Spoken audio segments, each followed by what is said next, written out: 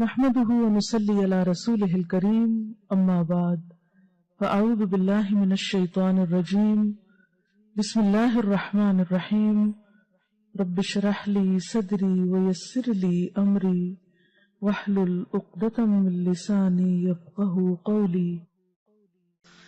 اور حضرت صوبان سے مروی ہے رسول اللہ صلی اللہ علیہ وسلم نے فرمایا قدر اور قضا کو کوئی چیز رد نہیں کر سکتی سوائے دعا کے، یعنی تقدیر، دعا سے تقدیر کا علاج بھی ہو جاتا ہے۔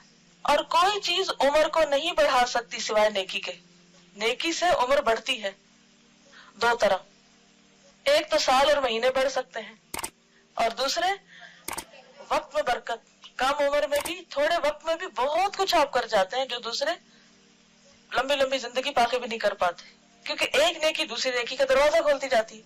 آدمی گناہوں کی وجہ سے رزق اور روزی سے محروم ہو جاتا ہے، اور رزق اور روزی میں اضافے کا نسخہ کیا ہے؟ کون سی دعا ہے خاص طور پر؟ استغفار۔ سورۃ نوح میں آتا ہے نا فَقُلْتُ اسْتَغْفِرُوا رَبَّكُمْ إِنَّهُ كَانَ غَفَّارًا يُرْسِلِ السَّمَاءَ عَلَيْكُمْ مِدْرَارًا۔ تو بارشیں برسے تو کیا ہوتا ہے پھر؟ خوب رزق میں اضافہ ہوتا ہے، زیادہ چیزیں اگتی ہیں، زیادہ رسیلی ہوتی ہیں، زیادہ فائدہ مند ہوتی ہیں۔ تو یہ کس کی برکت سے ہوتا ہے؟ استغفار۔ کس نے کہا یہ؟ اللہ تعالیٰ نے۔ وَيُمْدِدْكُمْ بِأَمْوَالٍ وَبَنِينَ۔ استغفار کے اور کیا فائدے؟ مال اور بیٹے۔ وَيَجْعَلْ لَكُمْ أَنْهَارًا، نہریں اور دریا بہنے لگتے ہیں۔ آسمان کی بارش آتی ہے اور اس کے بعد زمین پر پانی کی فراوانی ہو جاتی، اور اگر بارش نہ بھی آئے تو زمین پر بھی پانی ہوتا ہے، یعنی رزق میں کمی نہیں آتی پھر۔ تو يَجْعَلْ لَكُمْ أَنْهَارًا، تمہارے لیے نہریں بن جائیں گی، لیکن ضروری ہے کہ کیا کرتے رہیں ہم؟ استغفار، استغفار نہیں، استغفار۔